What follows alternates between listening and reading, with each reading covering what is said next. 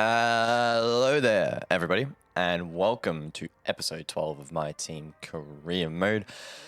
As always, a quick look back at the previous round and probably our most exciting one so far. In Austria, we finished 5th. We got a huge amount of points. Trust me, insane episode. Make sure you go back and watch that one because it was absolutely wild. Here we are though at Paul Ricard though, as we warm up for the French Grand Prix, and there's another Pirelli challenge here for this round, and this is the final run of our dual challenge that we decided to run with old mate Tremblay. Once again, we find ourselves in the Ferrari, leading on to the back straight, and we should be able to get to him pretty easily with the slipstream, so we shouldn't have too many issues. And there we go, into first, down the inside, hard on the anchors for this chicane, hitting the curb on the inside, making sure we don't run too wide, and we get the job done. And now it's all about just maintaining position, heading into the back half of this run. Down into the sweeping turn 10. Fighting the car. A lot of understeer. Ride the curb on the outside and then fire it in once more. This corner in particular, really satisfying in a Formula 1 car. A little bit more challenging though in a supercar. I don't quite have that grip, but we get the job done. And that will be the gold medal. So that's more acclaim and more cash for the team. Moving on though, into qualifying. And our final run, P17 at the moment. But I knew my first corner in particular was quite slow, so we can find time. And there we go, 3/10 up. Leading into turn 3, we fire it in. Now turn 4, the awkward left-hander into 5 in 3rd gear and exiting through 6th. Now on towards the end of the lap, and we've been able to maintain a 2.5 improvement. We are now in provisional P18 though. So who knows if it'll be enough to get us out into Q2. We try and flow it through sector 3 on the run up to turn 14. Down into 4th gear through the final corner in 3rd. Run it out wide. Activate DRS and a straight run to the line. It'll be a 3/10 improvement. We'll see if that's enough to get us into Q2, but unfortunately it's only P17.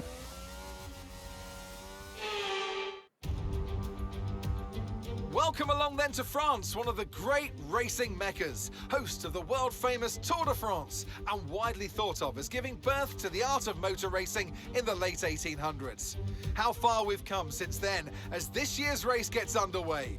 It's time, of course, for the French Grand Prix. A lap of Paul Ricard then consists of 15 corners and a total length of around 3.6 miles. Drivers will need to position their cars carefully on the exit of the flat-out turn 10, ready for the double apex right-hander at 11. Watch out for potential overtaking action at the end of the start-finish straight and into the heavy braking zone of turn 8. It's time to see how our drivers are stacking up after yesterday's exciting qualifying session. Charles Leclerc lines up on pole position, and the smooth operator Carlos Sainz completes the front row.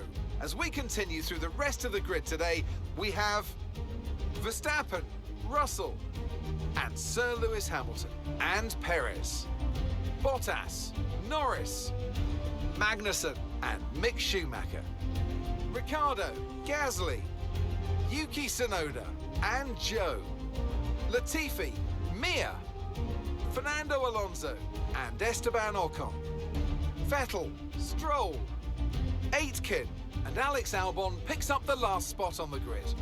And with lights out just moments away, it's time to go down to the track. Natalie Binkham joins me once again in the commentary box. It's fantastic to have you with us today. I'm curious though, how do you think the drivers stop those pre-race nerves from becoming overwhelming when you're lining up on the grid? Well, I imagine they'll be starting to feel the adrenaline as they anticipate the rundown into turn one, a bit like preparing to go into battle. The unknown situation will bring nerves, but that's a good thing. It'll keep them focused on the moment and on their surroundings as we build towards the start of the Grand Prix.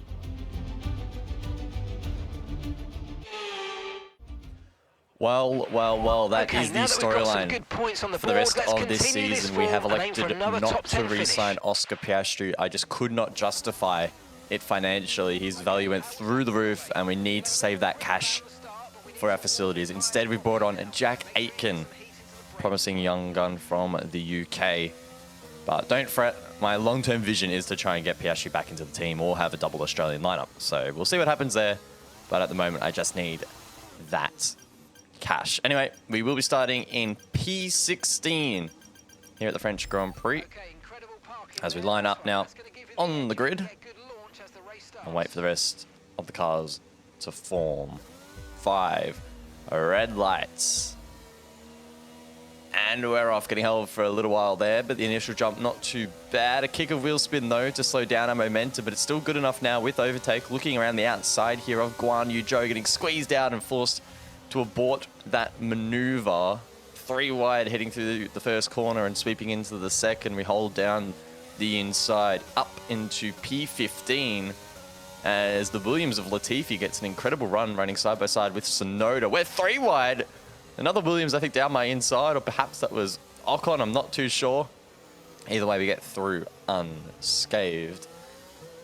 The AlphaTauri getting a poor run, and that's a position gained on an AlphaTauri. Again, so critical in that sponsorship battle for us. We need to keep finding points against AlphaTauri, but Sonoda fights back with that superior straight line speed. We squeeze him down into the inside and hope that maybe we can hold it around the outside, heading in to turn 8 and 9, the chicane.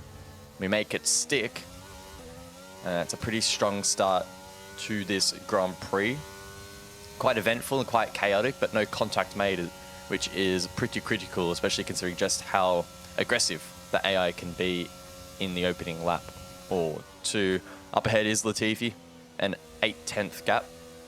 Guan Yu Zhou and Ricard running side by side up front through the 3rd sector, so they're probably going to lose quite a bit of time and give us an opportunity to catch up as we've extended the gap a little bit behind to Sonoda, now 4/10. So we're chilling at the moment, not too much to complain about. Ricardo and Guan Yu still fighting. Ricardo will receive that position. He's actually on the hard tyre compound in this race.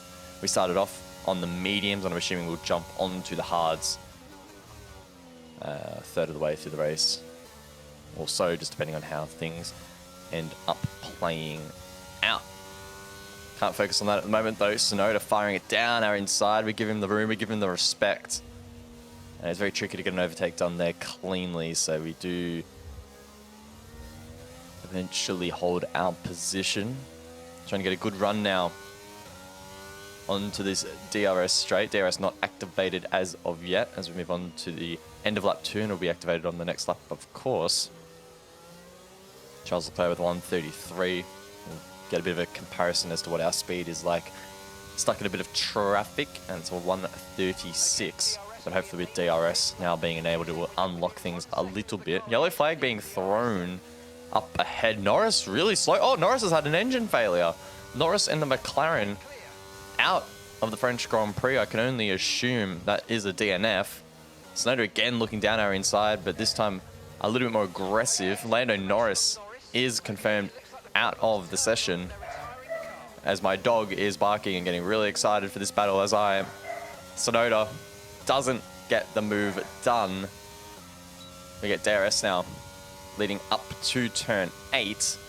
Still in position 14 as we pass Norris off to the side of the track. Doesn't look like a safety car has been called, as we do continue on now.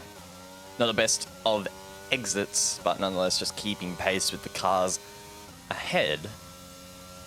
Firing it through turn 10 as the cars over the course of the race will lighten that corner becomes a little bit easier, and so too does the run into turn 11.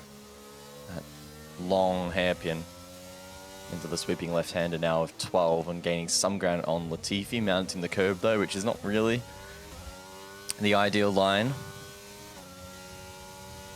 And I think we may have to settle at the moment for just P14. Doesn't look like we're going to have enough pace to catch those cars ahead.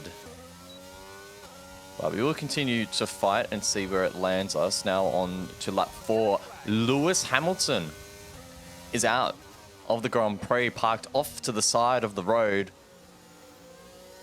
And any possibility for Mercedes to try and catch Ferrari this year looking increasingly unlikely. It's already a huge margin, but any DNF is going to be very costly.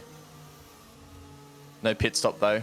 We continue on with the mediums now for the restart on lap 6. Trying to get a good run onto the front straight, onto Latifi, but unfortunately straight line speed is just too good.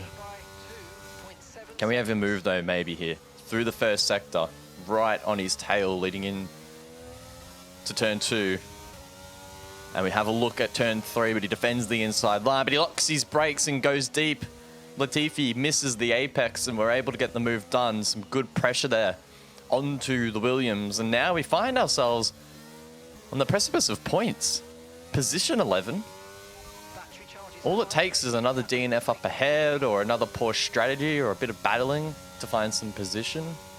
And we could be an outside chance for points in this race, which would be a really good continuation of our current form. And points would be good, as I believe at least one of the AlphaTauris are inside of the top 10, and Tsunoda is also an outside chance of getting points as well. So it would be a really nice help in our championship fight. On the topic of Tsunoda though, he gets us down into turn 3, and I can't defend it this time. He's way too far ahead. And despite his exit traction not looking amazing, his straight line speed able to compensate for that. And we're forced to slot behind now as our medium tyres are starting to go off quite a bit here, and it's difficult to fight back. He's already extended that gap now out to about 2 seconds as Ocon aggressive around the outside. We tried to cover it, but forced to give him the position. And we'll probably look to try and get a bit of a tow from him. Don't know how much longer we'll be able to run these mediums for. I'm presuming that the pit stop window will be coming up shortly.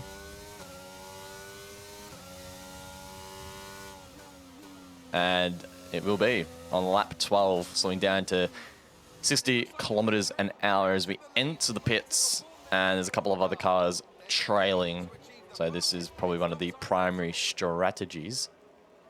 Let's hope it's another clean stop from the pit crew, who, outside of, again, I think the first round, have actually been really, really solid, giving us great times and minimal mistakes. So we'll see what happens this time as they chuck on the white-walled hard compound tire. 2.7 seconds stop, so perfect. Really well done by the team.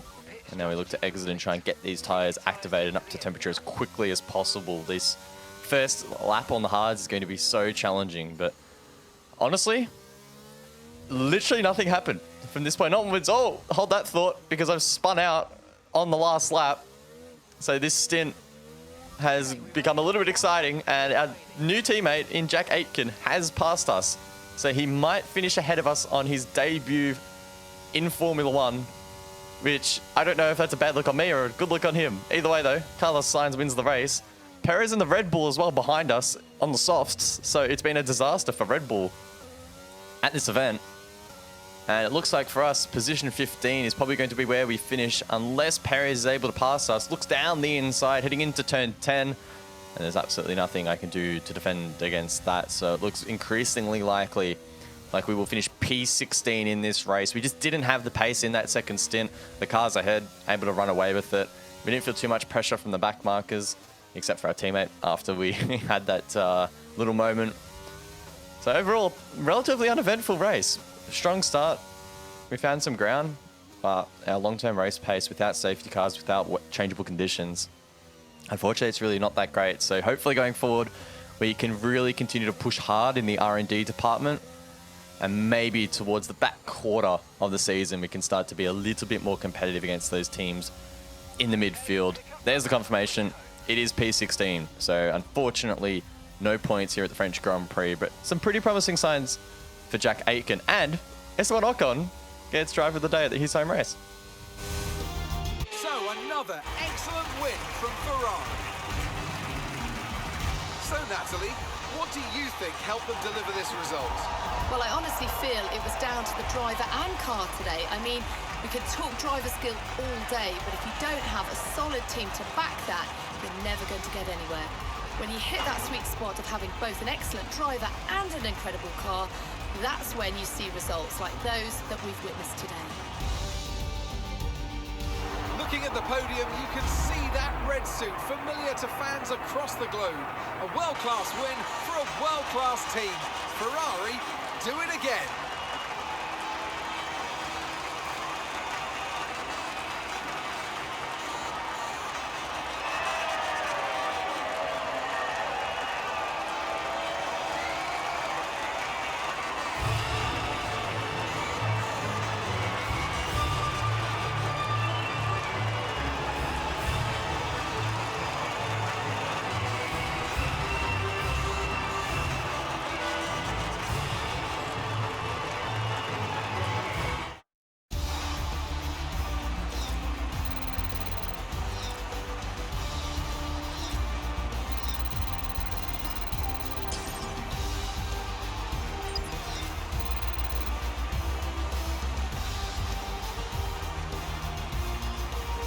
Well, that lead at the top has somewhat shrunk today.